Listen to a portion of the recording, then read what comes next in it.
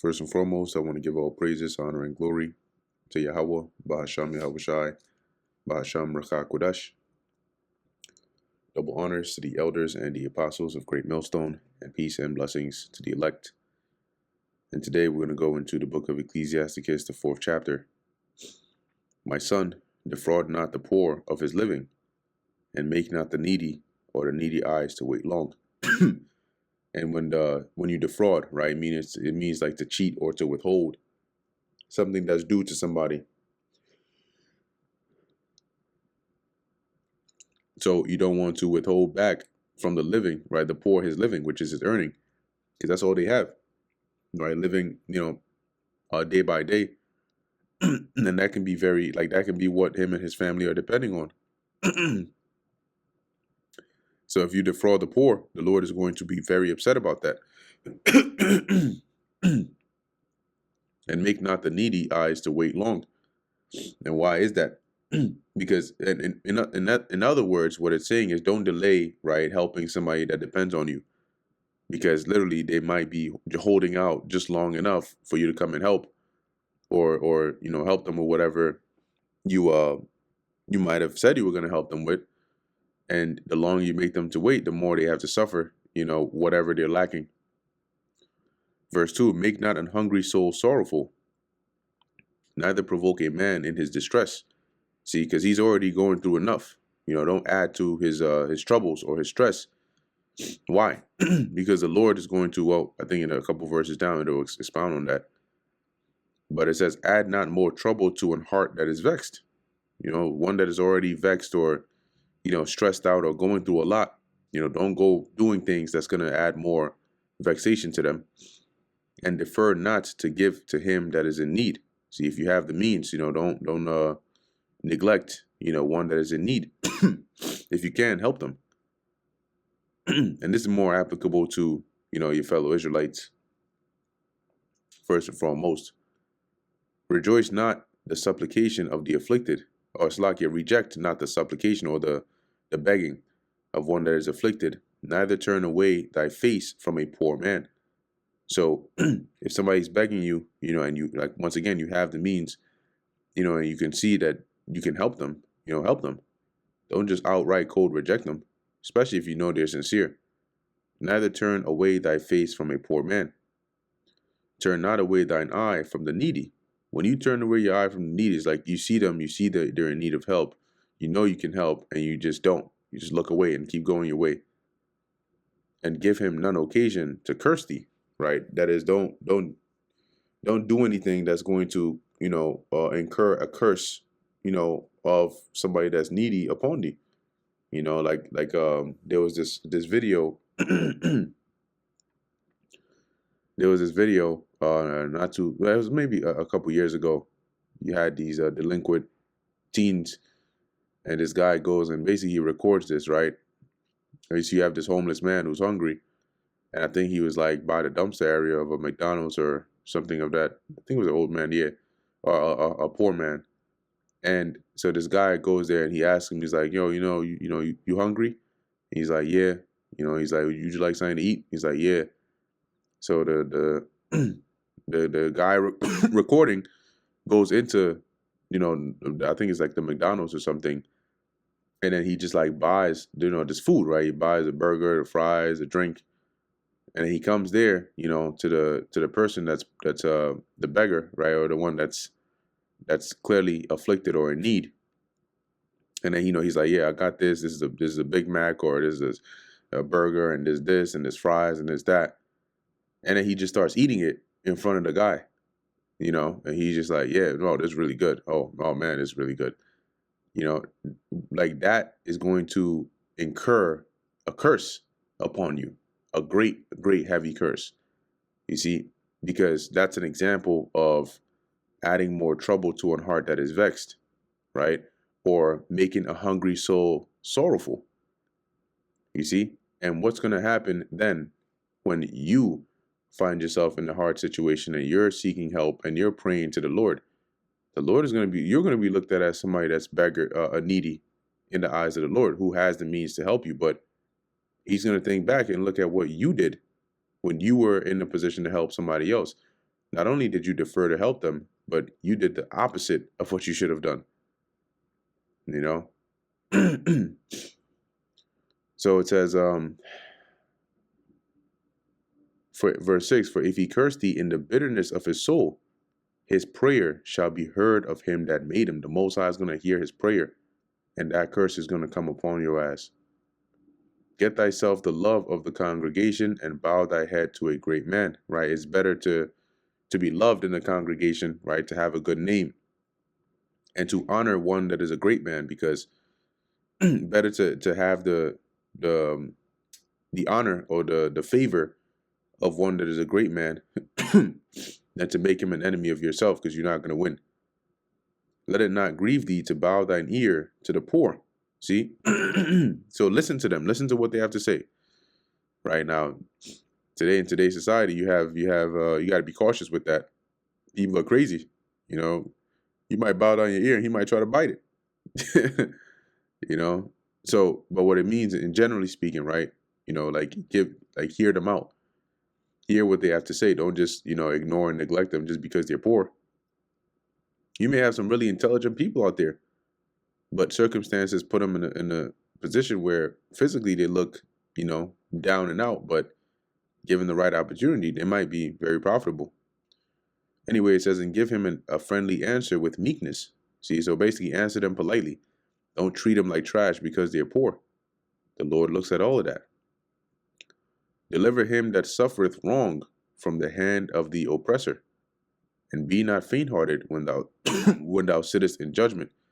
So one that is suffering wrong from the oppressor, if this is, say, like a case, and you're put in a position to judge, you deliver the one that is to be delivered. Okay, and if you can help in a situation where one is suffering, as it says here, then you do so, right? Step in for to do what's right, judge the righteous judgment, and be not faint-hearted, right? Don't get weak in the knees when you're in a position of judgment. You have to judge righteous judgment. Don't, but this person is a very high and powerful person, or I really I always grew up with this person, or I really like this, but can't get emotional. You got to bring the judgment as it's meant to be. Be as a father unto the fatherless, and instead of an husband unto their mother. What that means is, if you are put in that position, be like a father to the fatherless, right? Provide for them if you can, and be in the stead of an husband unto their mother, that is a widow, right? So provide or help out the widow, like her husband should have done, though he's dead now. So be in his stead. Now, what does this mean? You're gonna leave your family and go moving, with them, and oh, here son, and here wife, and no. Okay, but what a father would do for the fatherless is he would look out for them, right? You provide for them the best way he can. Likewise for the widow. So what it's saying here is you help them out. Okay, you be the one that's instead of their helper because they don't have a helper. So shalt thou be as a son to the Most High, and he shall love thee more than thy mother doth. See that? Keep that in mind, because you're helping those that can't help themselves. And that'll earn you the love of the Most High more than even your mother loves you. Wisdom exalteth her children, and layeth hold on them that seek her. Right. So those that have wisdom within them, it'll raise them up. It'll exalt them, as it says, and layeth hold on them that seek her. It says here, he that loveth her loveth life, because wisdom brings to life. Right. She will bring you under the obedience of the Lord. And what does that lead to? Life. And they that seek her or seek to her early meaning diligently, shall be filled with joy. He that holdeth her fast shall inherit glory, and wheresoever she entereth, the Lord will bless. See, so if you hold her firmly, you're going to inherit the glory that comes with wisdom. And wheresoever she entereth, the Lord will bless. So guess what? If you got her, you earning blessings from the Lord.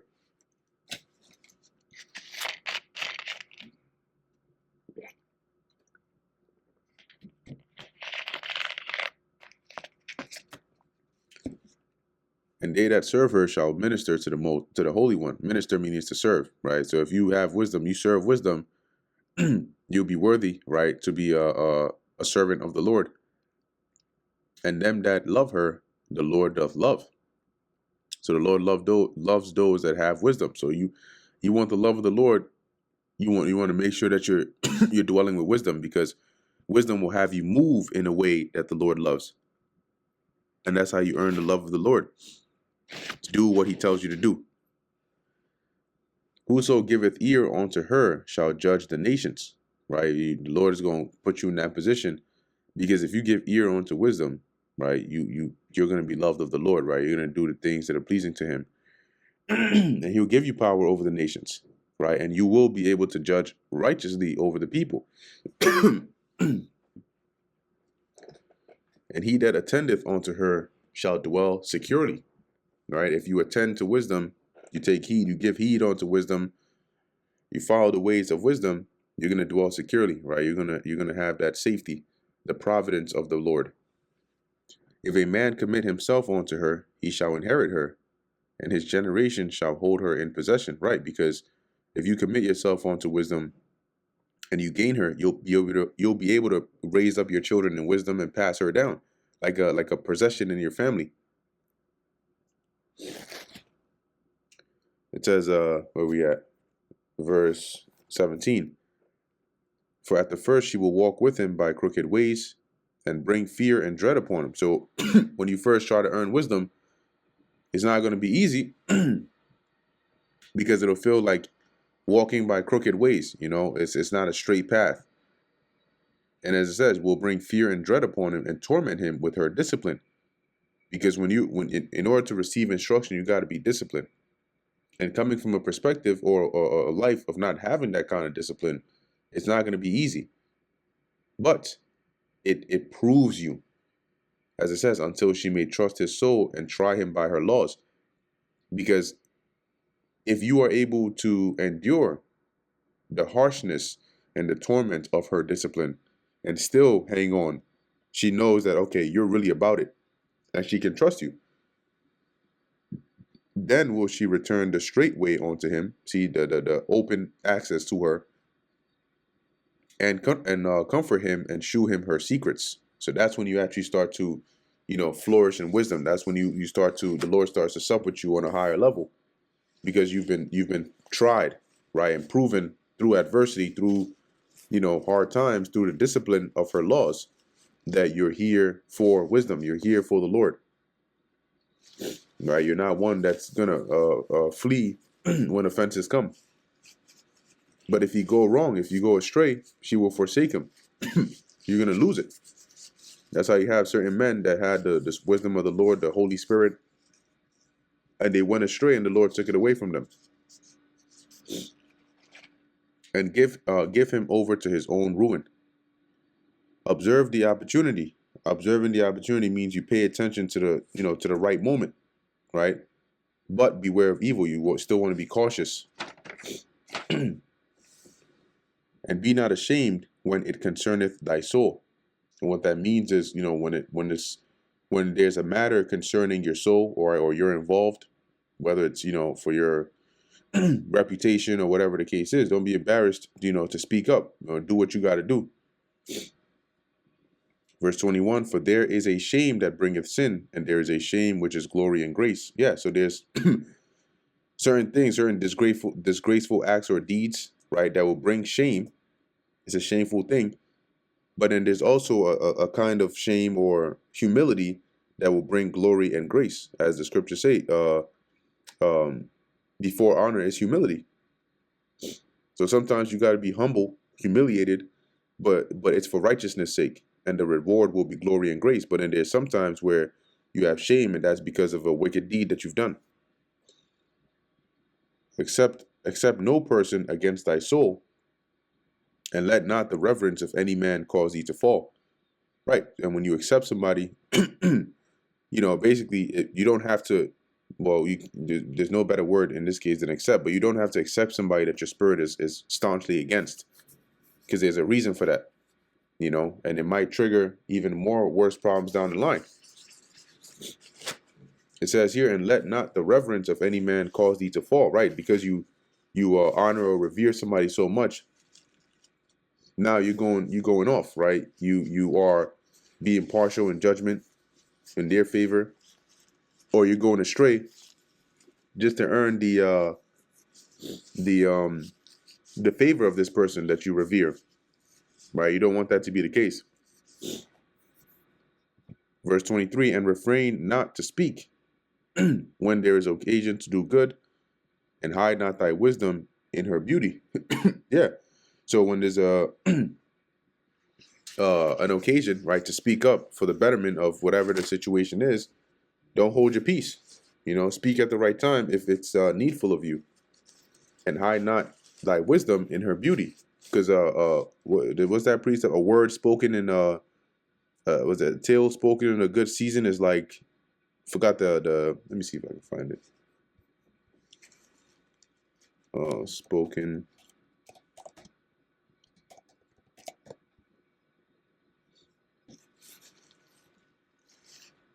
Yeah.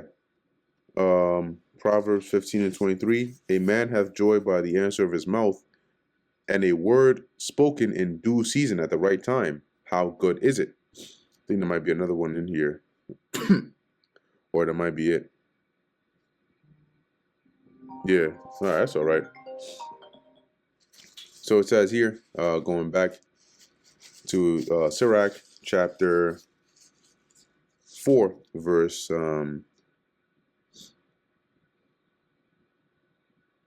verse 24. For by speech wisdom shall be known, and learning by the word of the tongue. Yeah, because like even when you go to Proverbs 1, it says wisdom crieth without. How does that happen? By way of speaking, right? Those that have wisdom, when they speak forth wisdom, that's how wisdom is known. And that's how you learn, by being taught, right? And you're taught by somebody teaching you through words, right? They speak.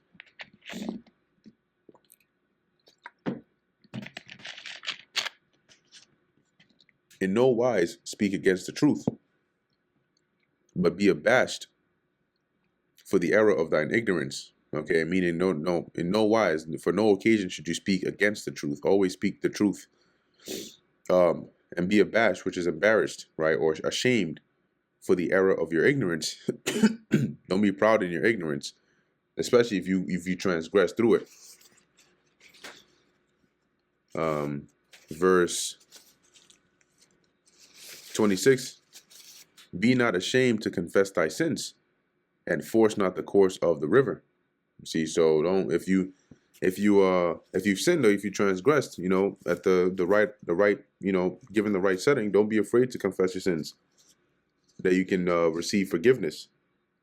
And don't force the course of the river, right? Don't try to, you gotta let the spirit flow, right? If something is meant to happen, let it be, right? Don't try to force something that's not working, right? You can tell clearly that's not how it's supposed to go, and you're still trying to, get it to go in a certain way that you want.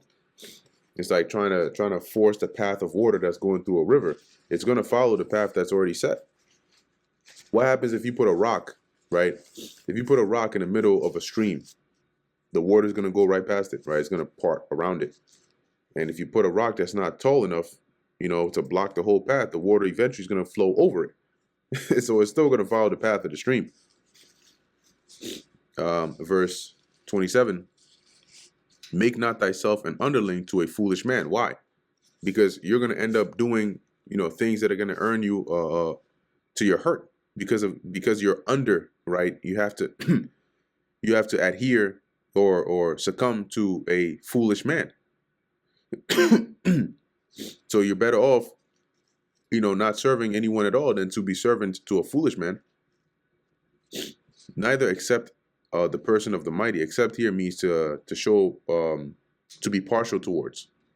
Okay, so because of their stature or their might, you don't want to do that. That's against the law. to be a respect of persons, especially in judgment. Strive for the truth until death, and the Lord shall fight for thee. Yeah, and that's what we're doing now. For what is true, in this case, this being faithful to the Lord, this gospel, right, this knowledge, wisdom, and understanding that we have, you got to stand for it. stand by it, even if it means losing your life. And the Lord is going to fight for you, right? He's going to give you a crown of, of immortality and deliver you, right? He's going to raise you back up. Be not hasty in thy tongue, that is to speak, and in thy deeds slack and remiss, right? So don't be so quick to want to speak, all the time. Think before you speak, and in your deeds and your actions, right? Don't be slack, which is to be slothful, and remiss or negligent. Verse 30, be not as a lion in thy house, nor frantic among thy servants. See, don't you go home and you're like a terror in your own house, right? Like a tyrant over your own family, or frantic. You're anxious. You're causing all this stress amongst your servants. Eventually, you're gonna, as the scriptures say, inherit. In the Proverbs, right? It says you're gonna inherit wind, meaning you're gonna lose your family, right? You're gonna lose your servants. Nobody's gonna want to dwell with you. Verse 31, let not thine hand be stretched out to receive, and shut when thou shouldest repay. So don't be one of those that you quick to receive, but when it comes time to pay back, you got excuses, right? You're not able to, you're trying to find a way out of it. No, just as quick as you were to receive, be even quicker to pay back. And that brings us to the end of the book of Ecclesiasticus, the 4th chapter. Lord willing, that was edifying to the elect. In closing, I want to give all praises, honor, and glory to Yahweh, Bahasham Yahweh Shai, Bahasham Rakha Kodash. Until next time, Shalom.